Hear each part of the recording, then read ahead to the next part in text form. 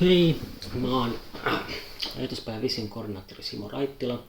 Mä oon tällä hetkellä täällä Glasgow'n ilmastoneuvotteluissa COP26 edustamassa Ajatuspäivän Visiota, opintokeskusvisiota, vihreitä, Green Economics Instituuttia. Tämä video tulee nyt vasta näin myöhään, koska ensinnäkin mulla oli pitkä matka ja rohkaistuin menemään nytten koronan jälkeen maata pitkin tänne. Lähdin jo keskiviikkona, eli viikko sitten illalla Tukholman kautta, Hamburgin kautta, Kölnin kautta Brysseliin, missä mulla oli perjantaina kokous, ja jatkoin sieltä sitten junalla Edinburghiin, missä olin kaverin luona, ja sitten Glasgowhin tulin sitten sunnuntaina. Tässä oli myös vähän epäonnea matkassa siinä, että mulla tuli altistuminen koronapositiivisille henkilöille tuossa sunnuntaina, mikä tarkoittaa, että mä oon nyt tällä hetkellä vielä toistaiseksi ennen niin kuin seuraavaa negatiivista niin sanottua PCR-testiä, eli tällaista parempaa koronatestiä, niin ennen sen tulemista niin vielä ei karanteenissa, mutta niin kuin self-isolation. Välissä kerkesin kyllä käymään siellä ilmastoneuvotteluissa ennen kuin kuulin tästä altistumisesta, mutta vielä en kamalan paljon kerennyt ymmärtämään sitä. Mä olen täällä virallisesti Green Economics Instituutin delegaattina. Tähän delegaatioon kuuluu ihmisiä niin kuin ympäri maailman. Esimerkiksi Englannin ja Walesin vihreiden Natalie Bennett ja maailmalta sitten tai Afrikasta edustajia esimerkiksi Keniasta. Ja tuossa ensimmäisenä päivänä yksi tämä meidän kenialainen delegaatti puhui tosi vaikuttavasti siis niin kuin siitä ilmastoperäisestä nälänhädästä, mikä siellä on menossa. Ja mä ajattelin tässä välissä leikata siihen. My story will only move you if you can open up your heart. I can urge you to act at the pace and scale necessary, but in the end, your will to act must come from deep within. I need to tell you what is happening in my home country. Right now, as we sit comfortably here in this conference center in Glasgow, over 2 million of my fellow Kenyans are facing climate-related starvation.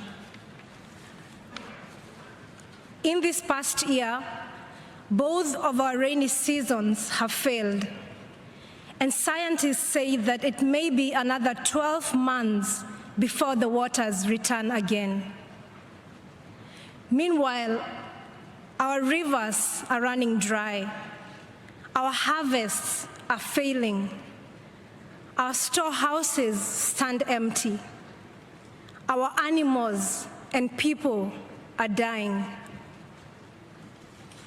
I have seen with my own eyes 3 young children crying at the side of a dried up river after walking 12 miles with their mother to find water. Please open your hearts. This is not only happening in Kenya. Over the past few months, there have been deadly heat waves and wildfires in Algeria and devastating floods in Uganda and Nigeria. And there is more still to come. By 2025, in just 4 years' time, half of the world's population will be facing water scarcity. And by the time I'm 50, the climate crisis will have displaced 86 million people in sub-Saharan Africa alone.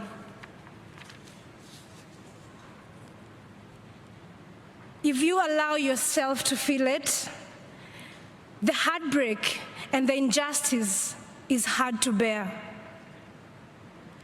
Sub-Saharan Africans are responsible for just 0.5% of historical emissions. The children are responsible for none, but they are bearing the brunt. The decisions you make here will help determine whether the rains will return to our land. The decisions you make here will help determine whether the fruit trees we plant will live or perish. The decisions you make here will help determine whether children will have food and water. I believe in our human capacity to care deeply and to act collectively. I believe in our ability to do what is right if we let ourselves feel it in our hearts. So for these next 2 weeks, let us feel it in our hearts. The children cannot live on words and empty promises. They are waiting for you to act. Please open your hearts and then act. Thank you.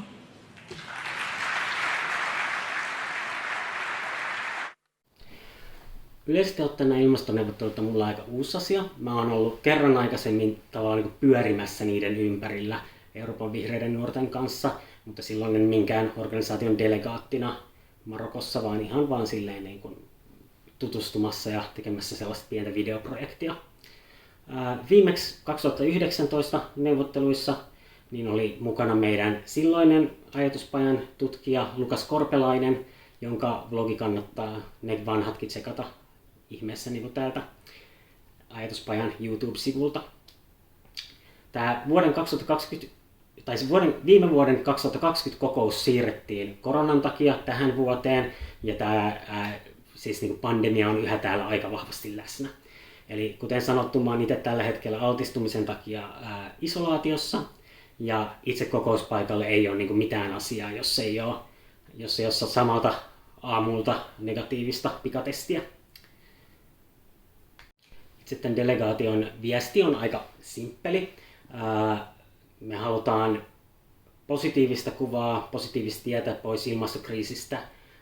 Me halutaan kunnianhimon tasoa nostettavan ja päästöjä laskettavan mahdollisimman nopeasti. Kuten tätä porukkaa vetävä Green Economics Instituutin Miriam Kenneth asian tiivistää, mitä me halutaan, ilmastotoimia, milloin me halutaan, nyt.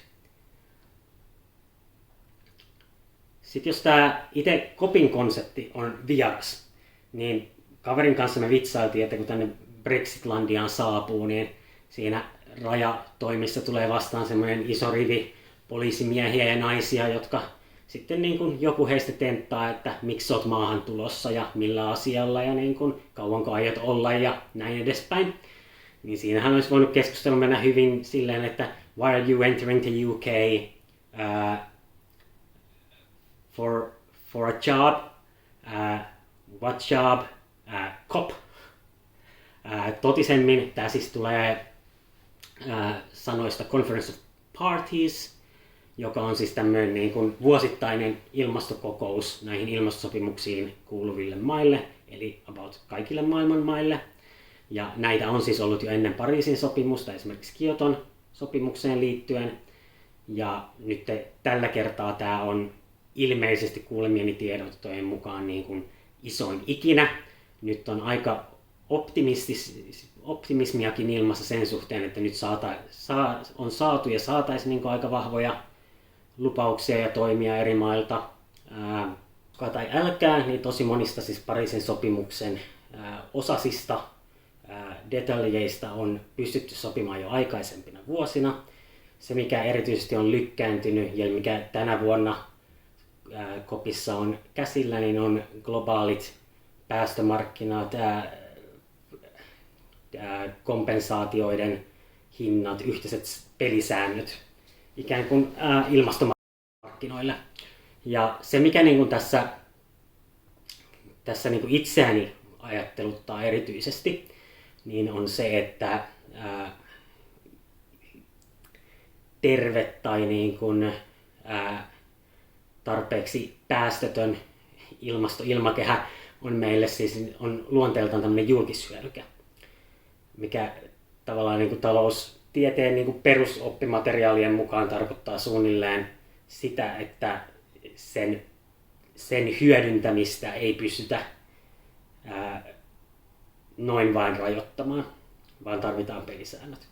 Esimerkiksi siis niin kuin, klassinen esimerkki on katuvalot, joissa tavallaan sä et maksa erillistä lupaa tai erillisesti sitä ei katsota, että kuka pääsee hyötymään sitten niin kuin pimeänä iltana siitä, niin kuin, että meillä on katuvaloja.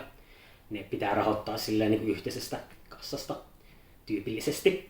Ja toinen vastaava esimerkki on sitten majakat, joissa tavallaan niin kuin riippumatta siitä, että niin kuin, mikä laiva siellä merillä liikkuu, niin samalla tavalla se pystyy käyttämään sitä majakan valoa navigoimiseen ja siihen, ettei sitten aja kallioille. Ja tämmöiselle julkishyödykkeelle siis niin kuin, sääntelemättömänä tyypillistä on, että syntyy niin sanottua vapaamatkustajuutta. Eli jos tavallaan niin kuin ei huolehdita siitä, että kaikki tähän jotenkin osallistuu, niin se on todella houkuttelevaa vaan hyötyä siitä, että muut tekee ilmastotoimia ja itse olla tekemättä. Syntyy siis vapaamatkustajan ongelma ja niin sanottu yhteismaan ongelma. Eli sitä resursseja hyödynnetään liikaa. Se, miten mä itse tähän suhtaudun, on osin niin, että tavallaan siis koska me rikkaat länsimaat ollaan hyödytty tavallaan tämän ilmaston turmelemisesta tai sen resurssin käyttämisestä tämmöisen niin kuin reilut 100 vuotta varhemmin teollistuneena maina, niin meillä on myös velvoite toimia aikaisemmin ja voimakkaammin kuin niillä mailla, jotka vielä nostaa väestöään köyhyydestä. Ja tämä ei tietenkään tarkoita, etteikö kaikkeen pitäisi osallistua, etteikö samojen sääntöjen pitäisi koskea kaikkia, mutta se tarkoittaa, että joillekin annetaan vähän enemmän löysää vielä tavallaan siinä, että milloin pitää olla valmista. Kaikkien toimia tarvitaan. Mä yritän jatkaa tässä lähipäivinä täältä vähän tarkemmalla tiedolla, päästä itsekin vähän paremmin sisään siihen, mitä kaikkea täällä tapahtuu. Ehkä tehdä jotain haastattelua, jos pääsen täältä isolaatiosta pois, joten näihin tunnelmiin sitten vielä myöhemmin.